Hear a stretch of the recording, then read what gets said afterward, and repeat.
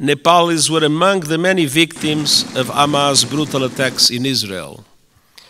I send my sincere condolences to the families of the 10 Nepalese students who were killed and express my best wishes for the safe return of Mr. Bipin Joshi, who is missing.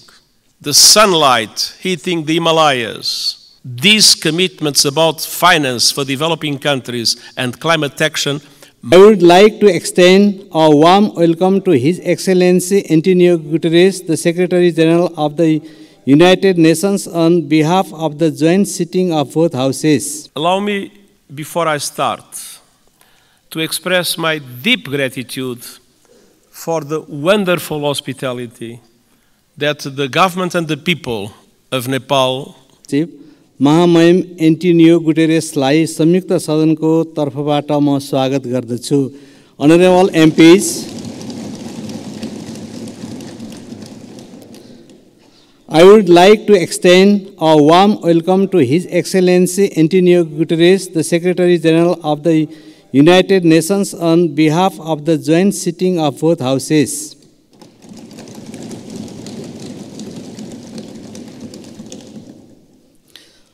माननीय सदस्यहरू, म महासचिव महामहिम Antonio गुटेरेसलाई संघीय संसदको दुवै सदनको संयुक्त बैठकलाई सम्बोधनको लागि अनुरोध गर्दछु.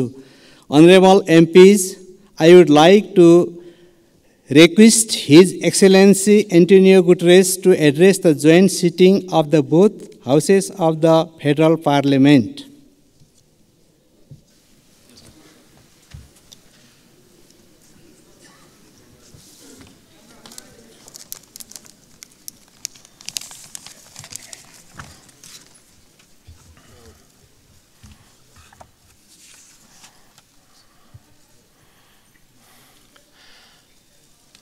Your Excellencies, the two presidents of the two houses of the Nepalese Parliament, Excellencies, distinguished ministers, parliamentarians, and friends.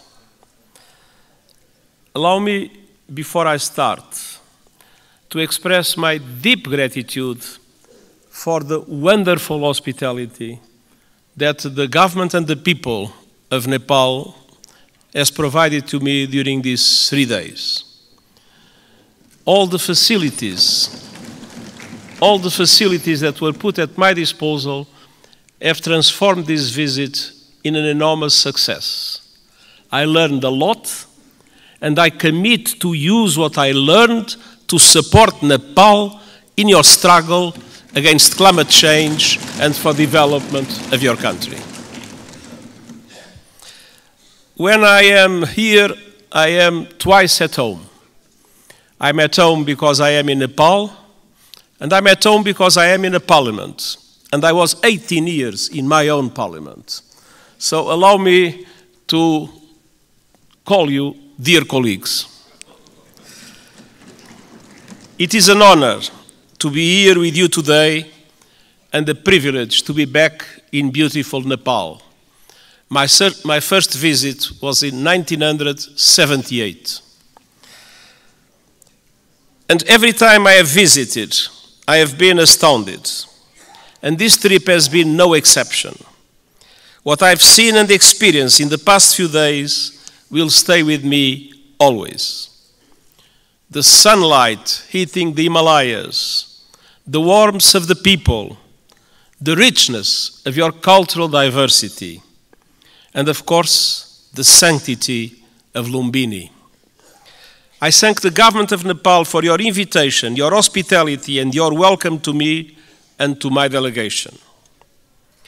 Excellencies, we meet today amidst a world in turmoil. Decades of progress on poverty and hunger are being reversed in large parts of the world. Inflation is undermining household and national budgets. Families and countries alike face financial crises. Women are underrepresented and underpaid. And I recognize the enormous effort that Nepal is doing in the way for gender equality, full gender equality, and I praise your efforts and its results. Violence and conflict abound.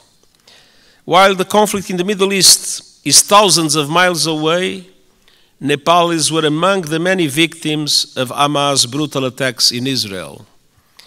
I send my sincere condolences to the families of the 10 Nepalese students who were killed and express my best wishes for the safe return of Mr. Bipin Joshi, who is missing. Distinguished parliamentarians, as geopolitical tensions rise, global divisions are becoming deeper and more dangerous, and smaller countries fear becoming collateral damage in competition between the great powers. And climate catastrophe is accelerating with a deadly force. In responding to this crisis, the world could learn much from Nepal. This country is a promoter of peace, a champion of multilateralism, and a staunch supporter of sustainable development and climate action. Nestled between two great powers, you have forged your own paths to safeguard your sovereignty and your independence. And your journey over the past 20 years has been wonderful to see. A new republic with a new constitution has the UN Charter at its heart. You were quick to embrace the Sustainable Development Goals and are making progress on many of them, independently of the difficult financial conditions that developing countries face in today's unfair world. Your country has successfully calmed the storms of conflict and moved from war to peace, a process the United Nations has been proud to support. Dear parliamentarian colleagues, Nepal does not stand still. Your dynamic story of progress continues today. Your graduation from least developed country status is imminent, and the United Nations is committed to supporting a smooth transition.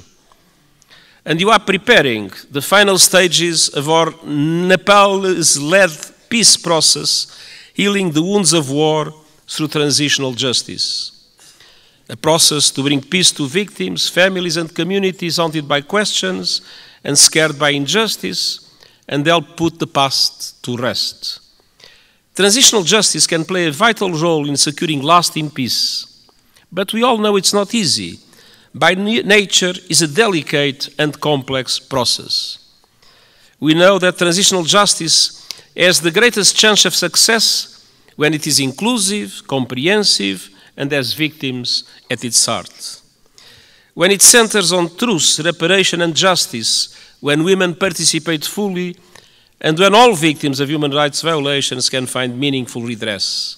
And I welcome efforts here in Nepal to drive progress and find solutions in this regard. And I want to tell you are not alone.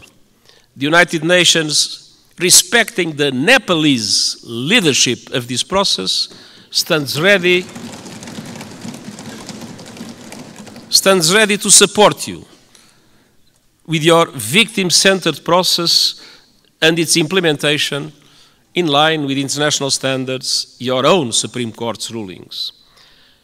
The United Nations and Nepal are old friends. Our cooperation runs deep. Nepal has long been a cherished member of the UN family and a powerful voice for developing countries, most recently as chair of the Least Developed Countries Group. And this relatively small country compared with the big powers has made an outsized contribution to international peace. Of all the countries on earth, Nepal is the second largest contributor of troops to United Nations missions, military and police. I'm sincerely grateful to the Nepali people for their dedication, their courage, and their service in peacekeeping. And I would like to take a moment and ask for one moment of silence to honor those Nepalese who have lost their lives serving under the blue flag.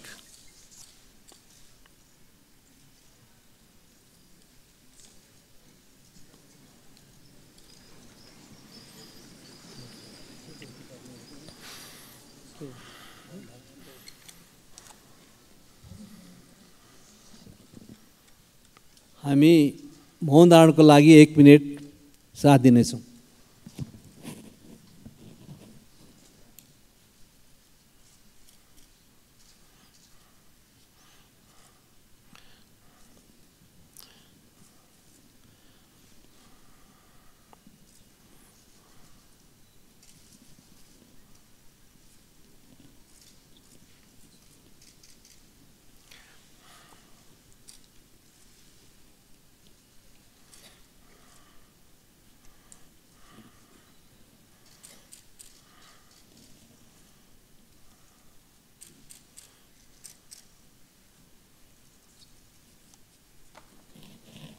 Thank you. Their memory will never be forgotten, and the United Nations is proud of the exceptional contribution of Nepalese soldiers and police officers in our peacekeeping missions. Dear parliamentarian colleagues, on climate action, Nepal is a frontrunner. You are on target to reach net zero emissions by 2045. Thanks to extraordinary reforestation efforts, trees now cover almost half of the country. And you are one of the pioneers of the Early Warning Systems for All initiative, which aims to protect every person on Earth by 2027. Yet global crises are hitting Nepal hard, as they are developing countries around the world. The lingering effects of COVID-19 pandemic, inflation, and above all the climate crisis are threatening hard-won development gains and squeezing the funds available for investment.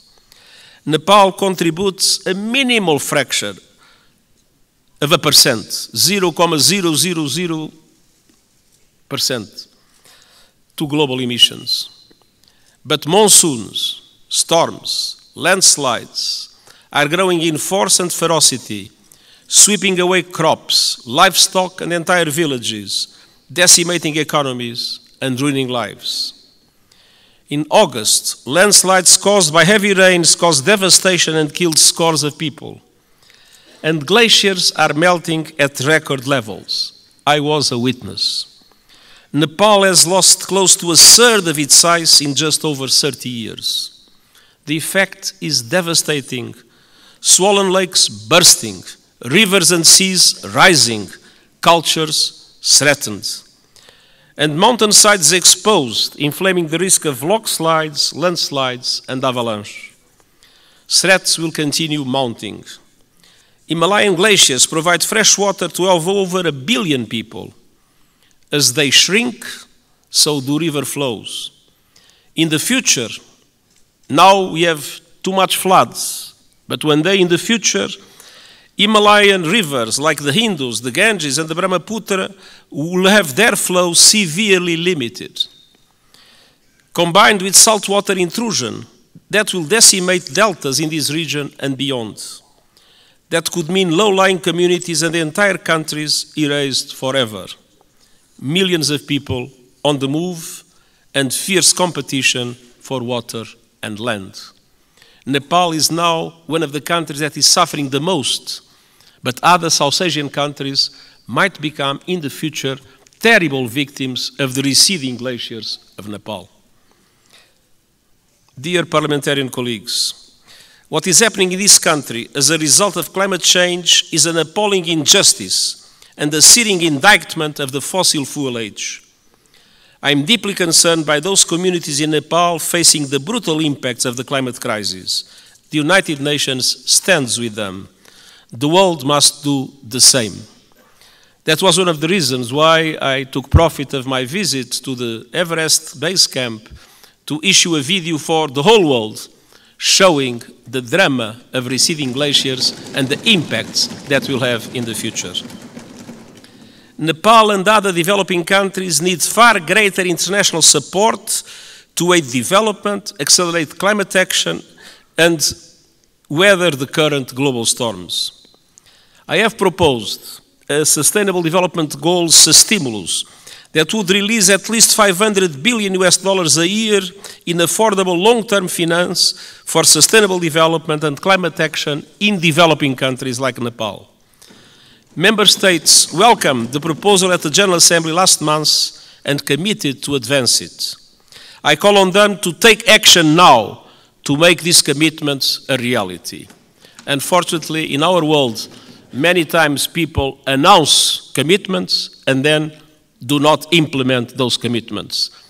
These commitments about finance for developing countries and climate action must be implemented. I urge leaders to act on climate without delay, with the biggest emitters leading from the front. All countries must put the acceleration agenda I propose into effect to limit the rise in global temperature to 1.5 degrees Celsius. And they must make COP28 count with a strong outcome building on the so-called global stocktake. And we also need to deliver climate justice. Developed countries must honor the promise of $100 billion a year to support developing countries in climate, and double adaptation finance as a first step of devoting half of climate finance to adaptation. Investment in the resilience of communities, in the resilience of infrastructure is today a must, because climate change impacts are not a problem of the future, they are felt today by the populations, and it is today that developed countries must support countries like Nepal to do the necessary investments in that regard. The most vulnerable must be at the center of efforts to build climate resilience. And all parties must operationalize the landmark loss and damage fund at COP28 this year. There is loss and there is damage. You can see it in Nepal. There must be a compensation for it. The Nepalese people depend on it. For families that have lost their home to storms, for communities forced to abandon their villages by rising rivers, loss and damage is not a negotiating point or a bureaucratic abstraction, it is a lifeline. Dear parliamentarian colleagues, Nepal has long been a friend to the international system, and today their system is in dire need of refresh, revitalization and reform. The world is in a state of flux. It is moving towards multipolarity, and that is a good thing. A multipolar world provides new opportunities for leadership and balance on the global stage. But this new dynamic requires strong multilateral institutions to maintain peace. History shows us that. At the beginning of the 20th century, Europe was multipolar, but without strong multilateral institutions, it descended into war that engulfed the world. That is not a risk we can take. We need strong international reformed institutions that reflect the realities of today. But ours, like the Security Council or the Bretton Woods system, mirror the world in which they were founded almost 80 years ago. They correspond to 1945. They do not correspond to what is the world in 2023. That must change. Developing countries must have far greater representation in international institutions. I have called for reform of the outdated United Nations Security Council, and I have proposed measures to reform the global financial architecture so that it better represents developing countries and responds to their needs. And these proposals are gaining traction at this year's United Nations General Assembly and beyond. But of course, there is always the resistance of those that benefit from the present unfair systems. The United Nations Summit of the Future next year is an important chance to push further progress, and I count on Nepal's support to help make the change we need a reality. Dear parliamentarian colleagues, multilateralism must both reflect the world and respond to it. That means creating the institutions and tools we need to address new threats and to seize new opportunities. Today, technology is an example of both. It can solve problems and spur development, or it can entrench divisions and inflame inequality. Today, it's doing too little of the former and too much of the latter. We need a global response to the technologies that are changing the world at astonishing speed, to harness them for the good of humanity. And all countries must have a say, not only the most rich countries in the world that have more resources to develop those new technologies.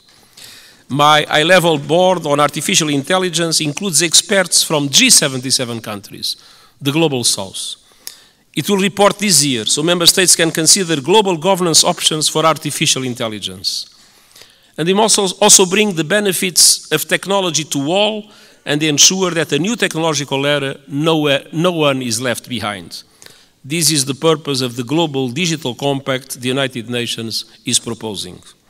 It aims to bring together governments and industry to ensure that technology works for all and accelerate the Sustainable Development Goals. And I hope the Summit of the Future will be an excellent chance to push progress. As a steadfast champion of multilateralism, peace, and developing countries' interests, Nepal will be a vital ally at the summit. Dear parliamentary colleagues, it has been my great pleasure to visit this extraordinary country over the past few days. What I've seen confirms a simple truth. Nepal is a friend of the world, so the world must be a better friend to Nepal. And the United Nations will never stop fighting to make that a reality, and I thank you.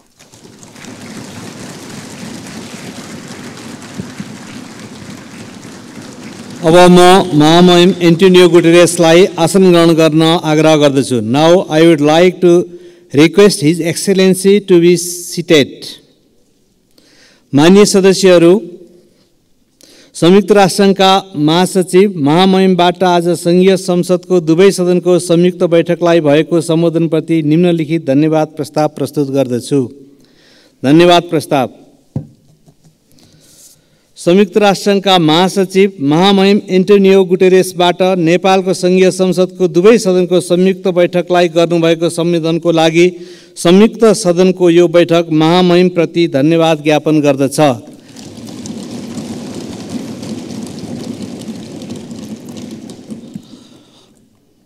Motion of thanks. This joint sitting of the Federal Parliament of Nepal expresses its gratitude to the Secretary General of the United Nations, His Excellency Antonio Guterres, for his address to the joint sitting of the both House of the Federal Parliament.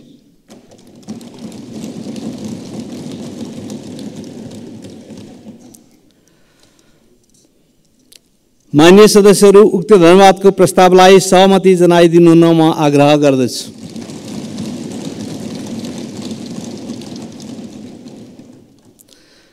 माननीय सदस्यहरू, यो बैठक स्थगित भए पश्चात सम्पूर्ण माननीय सदस्यहरू आफ्नो स्थानमा उभिएर महासचिव महामहिम एन्टोनियो गुटेरेसलाई बिदाई गरिदिनु हुन म आग्रह गर्दछु. माननीय सदस्यहरू, संघीय संसदको दुवै सदनको संयुक्त बैठक यही स्थगित हुन्छ.